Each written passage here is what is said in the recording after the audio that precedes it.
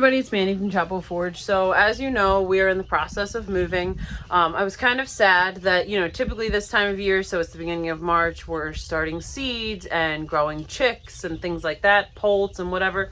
And I was kind of sad that I wasn't going to be able to do that this year, but Missy and I were talking and she was like, well, why don't we do them at our house? So that's what we're doing. So we got really lucky. If you've been trying to order chicks or poults or anything, you know that it can be kind of hard to come by. There's long ship times. Females are all sold out, especially in like cool breeds. I don't necessarily need any layers. I'll probably grab some, but I mean, I have 70 chickens and I have like, I don't know, 8-ish, 10-ish roosters, however many I have. So for the most part, I have fertilized eggs. So I can hatch my own egg layers. I would like to add some dark browns into the mix and things like that, but I don't have to work on that right now. That can be a goal down the road. But I really wanted to make sure that we got turkeys. I was really excited to try to get guineas, and we actually found guineas, which I can't even believe. So as of right now, Missy has 4 meat chickens in here. I have 25. They're sort of at like, I'm guessing like the ones that are like feathered out, they're probably a week and a half, something like that. The ones that I got yesterday, they're just teenies. They're just little teeny babies. So they're probably only a few days old. So we have 29 meat chickens going in there. And then over here, I have my turkeys, so broad-breasted white turkeys. And then we got guineas today. And hold on, if I can catch one. They are so stinking cute. So we got some guineas today. So the guineas and the turkeys are both on Wild Game Bird Starter, which works out perfect. So I have 8 guineas and we have 8 turkeys. So they're growing together. I'm hoping to find more turkeys at some point, but this is fine for now. If you followed along with us at all, you know that I have I've had turkeys in the past. We've raised turkeys 2 years prior to this, and it went really well for the most part. We had some predator issues and whatever, but we got some really great meat out of it. It went really well. So we definitely want to do turkeys again. We have customers that want turkeys. We sold fresh turkeys last year, which worked out really great right before Thanksgiving. The timing of this, so March, April, May, June, July, August. These will be a little early because you usually grow these guys out for 6-ish months or so. Last year, I think we pushed it a little bit closer to 7. And then the guineas, I had 5 or 6 guineas last year. They did so good. We had them in what we call the guinea hutch. We had them in the guinea hutch, and then I was like, okay, we're gonna let them out. Well, then I had like 3 that wandered off and probably got eaten by something. And then I had 2 that wound up in the road. And I was so sad because they were so cute. They're noisy. I love their little guinea parades. It was the best. So I was really sad when I lost all those. So the Tractor Supply near where Missy lives, they had the turkeys yesterday. They had the guineas today. We got the meat chickens down in Lancaster.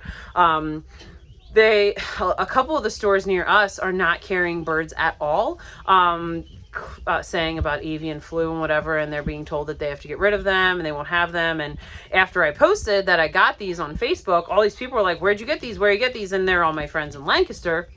So clearly this is a thing, still a thing. I mean, it started being a thing in 2020 and clearly it's still a thing. So when I ran on these guys, like I said, I wasn't super concerned about finding egg layers, and frankly, the egg layers that I would want to add to diversify my egg colors, I'm not going to find at Tractor Supply.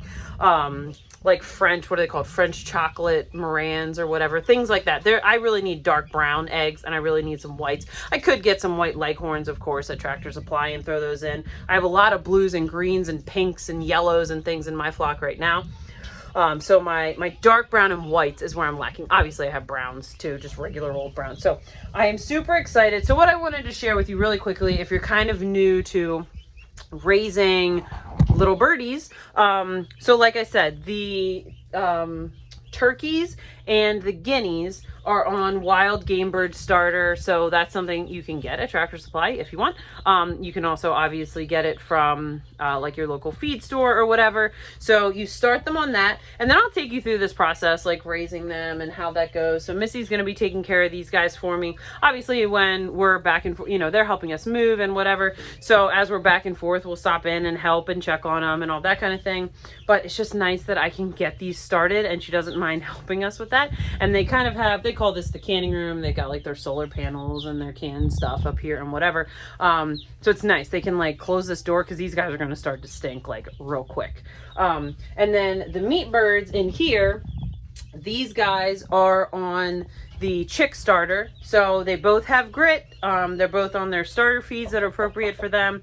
20% on the chicks and 30% on the turkey poults and the guineas. And then, you know, obviously water and whatever.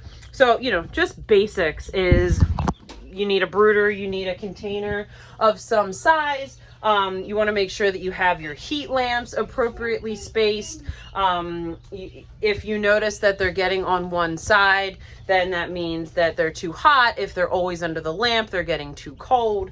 As the weeks go on, you raise it so they still have the heat, but it's not as intense. So like 95 the first week, drop 5 degrees for week 2, you know, 5 more degrees for week 3, etc. We also like to put all of our water, feed, and grit up on either bricks or stones or cement blocks or pieces of wood or whatever. That way there's a little less kicking bedding into, you know, all of their containers, because that gets really annoying. So that is what's happening down here in the basement. All, you know, we always have little friends that want to hold them. So yeah, we got the turkeys, we got the meat birds, we got the guineas. I was really not expecting to get guineas, so I'm super excited about that. And I am excited to take him to the new house. So the plan is that we're going to put the turkeys and the guineas in together, and probably with the meat chickens too. We're going to try to do them all together.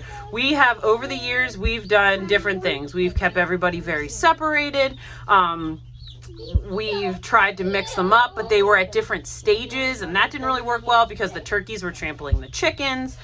So everybody's kind of at the same stage. They're either like, you know, week and a half, few days to a week and a half, somewhere like that. So everybody's generally the same size. So we're gonna try this and we're gonna see how it goes. So follow along with this. Not that I needed more to do while we were moving, but I feel like I had to seize the opportunity. You know, this is gonna be a lot of meat. With the guineas, I would love to incubate their eggs. They make small cream colored eggs. I didn't get that far before because they died before we got to that point. So in case you don't know, you can't really breed your commercial chickens and your commercial turkeys, which would be the Cornish cross and the broad-breasted white turkeys. They're not meant to do that kind of thing, but the guineas are going to lay eggs. So I would love to be able to incubate guinea eggs and start to have kind of my own ongoing supply of guineas, whether that's selling fertilized eggs or selling, you know, the babies or whatever. So, yeah, follow along. We're going to be having this going on while we're moving. As usual, it's always exciting. It's never dull with us. You know, this was a whole like last minute thing. Jeremy texted and said they had turkeys at Tractor Supply, and we were like, oh my gosh, filled a trailer, came up here, got all this set up late last night. And then of course we were out today and we were at Tractor Supply again, and they had guineas, and that's how this all transpired. So we are opportunists at always opportunists. So we're excited. And if you have questions about raising turkeys, chickens, guineas, anything like that, let me know. I am not an expert, but we have certainly raised our fair share of birds, and I hopefully can answer your question. Hope you guys have a great day.